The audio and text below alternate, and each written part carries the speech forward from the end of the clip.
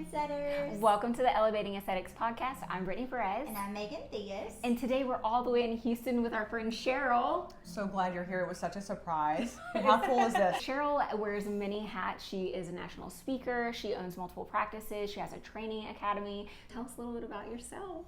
I am in Houston, Texas. I'm so glad you jumped on a quick flight over here. I do own Pure Medical Aesthetics. I have an aesthetic practice for 6 years.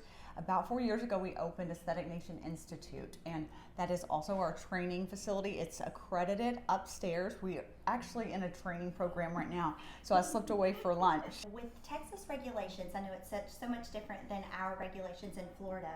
How do you approach safety and set standards as an injector, but also as a trainer?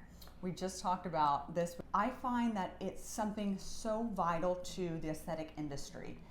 The word safety. Yes. Patient safety is fundamental, it's key. And I think as educators, as providers, it's something that we have to be committed to. In Texas, with the laws being different than the US, anybody can inject here. Pam the barista to Linda the telemarketer, anybody is injecting on their lunch break. And it is setting a standard. As a licensed medical practitioner, it's something that I walk that line for. Ethically, morally, I believe that this is medicine, we're practicing medicine, but the reality is that we have unlicensed medical providers injecting. So as educators, really it comes down to, do we ensure that they have the information, the education that is standard evidence-based to practice safely? And that's where I walk that line. Yes. Because as an educator, I want them to be safe, regardless if they're licensed or not. In nursing school, we didn't learn to inject. It was a hands-on, on-the-job training. But we did have that critical thinking, the knowledge how to handle emergencies, how to handle crisis, which we know the worst case scenario, vascular occlusion. It's a medical emergency. Yes. Most practitioners aren't prepared to handle that. So it really comes down to who has access and the right to that knowledge. So I've struggled with it through my training academy, and I think that I'm at a place now that I think education should be accessible to all. It should be a standardized level of education to ensure the public's safe. And maybe if the person is a non-licensed provider, they have to take even extra training. Like maybe there's some type of step that we could create where they have to have like anatomy knowledge, and then they can take their entry level training.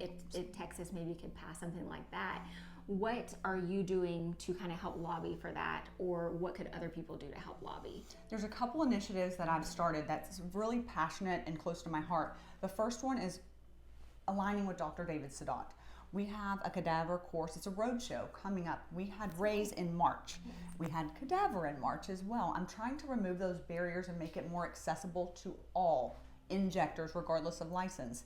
We have a roadshow in October. We're doing Fort Worth, Dallas, and Houston, making it financially accessible as well, depending on the level that they want. It's a full day complication management course and cadaver.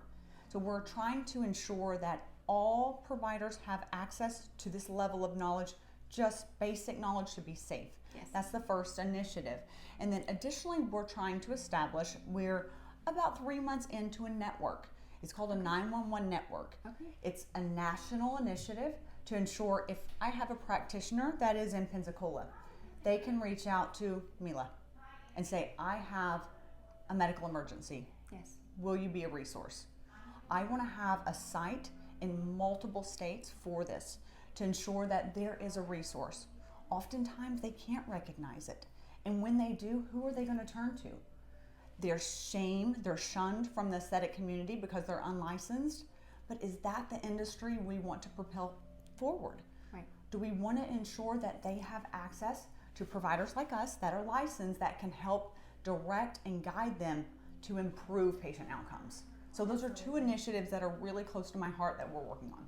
I love both of those. I have become kind of like an access point in Pensacola for vascular occlusions because I have an ultrasound, and that helps tremendously in having protocols in place. So through your cadaver labs, are you guys, once you teach them the protocols, do you kind of have like a printed protocol for them to go home with as well? Absolutely. I think the resources and accessibility to those resources. Yes. MERT's recently released their evidence base by Dr. Yanni van Lohan that had the steps on managing a VO, a vascular occlusion, and both for CAHA and HA.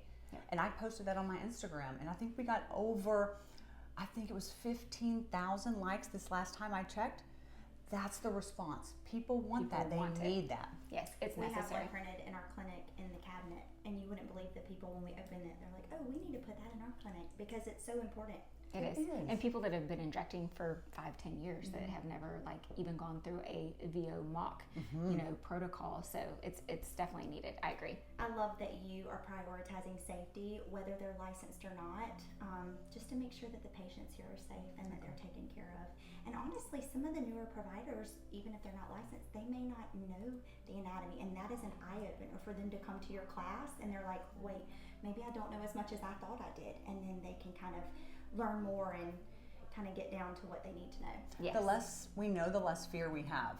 And as we train, I don't know if you see this I in agree. your training facility, people who don't know anatomy, they're fearless until they know anatomy and take a cadaver lab. And then they realize what's under there. Exactly. What could happen. Right. And those anatomical variations. And that's even me whenever I first started injecting, because I did inject with a plastic surgeon who's incredible, but because they actually cut vessels, they don't really see that it can cause damage, right? Because they're like, well, if I cut it, you can't really occlude it. So there was some misunderstanding. So I would go straight in the middle of the temple. I would not aspirate anywhere. And I didn't really understand how to reverse. We didn't even have Hylenex in the clinic. So I do feel like it's very valuable. Even, yes, we're talking about non-licensed, but there's plenty of licensed professionals that don't have that training also. And so that's really important. One of your favorite things and something that you're so amazing at is regenerative medicine. And that is really the path that we're kind of all taking in this space right now. So what do you feel like is one of the most valuable regenerative treatments in your practice? I love combination. So I am a big proponent for oral therapy. Yes. And I love combination with CAHA, calcium hydroxylapatite radius.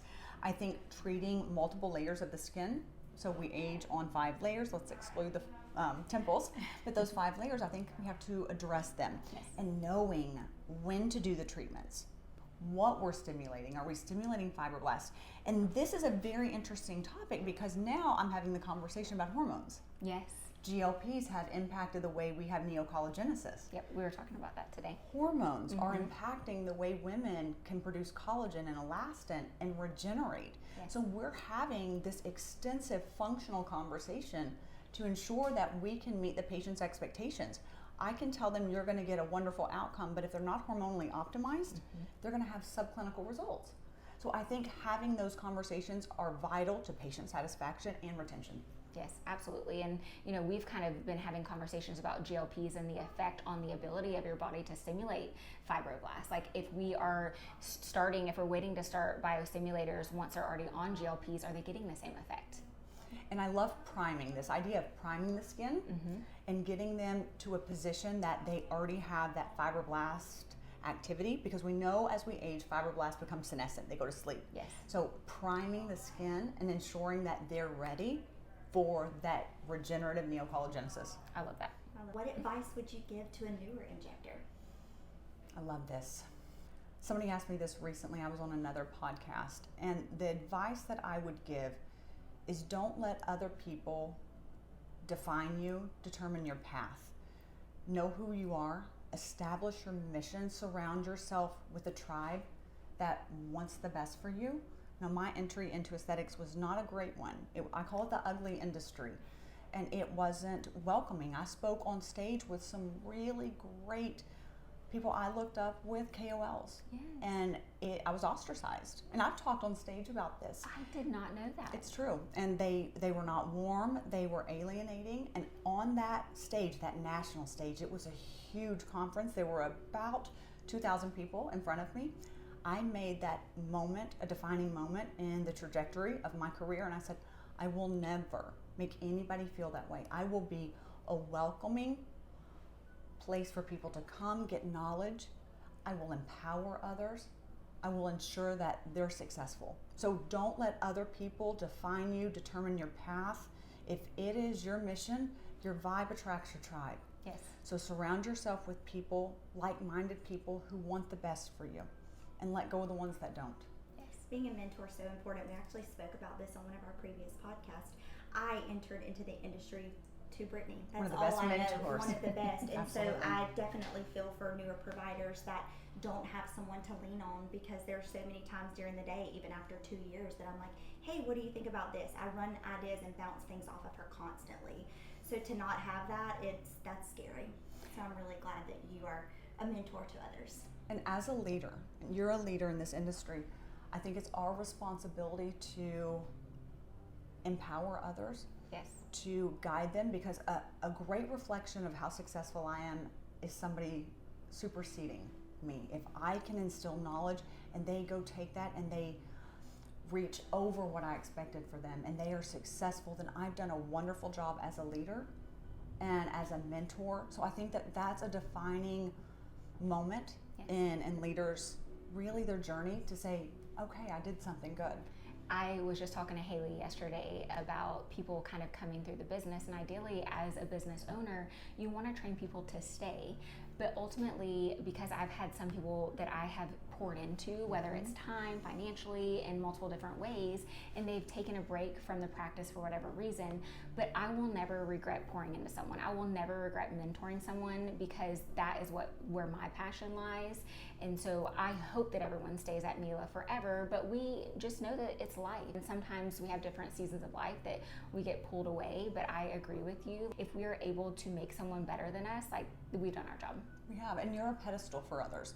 Other people will use you to springboard, and that's okay, because that's your divine mission. Yes. I think we all have a calling, and oftentimes as leaders, as mentors, we're meant to just serve a pedestal for others to rise to their true calling. Yes, absolutely. I've really enjoyed this. It was so nice to meet you. And so great to see you. I know, I don't I know. see you enough. I'll have to come back over to Houston. I'm going to Maybe come to that cadaver. you should. Let's. I'm going to come. Yeah, I'm we'll gonna set fly that to up. Houston whenever you get the date. Okay, I love perfect. that. I We'll love set that sit-down. up. So how can they follow you on social media? Sure. So I have 2 social media handles. I have The Real Injector, and then I also have Aesthetic Nation Institute. So they can follow me either one. Awesome, and we will put it down in the bio as well. Thank you so much. Thank you. This was so fun. great to see you. Absolutely. It was amazing. Awesome.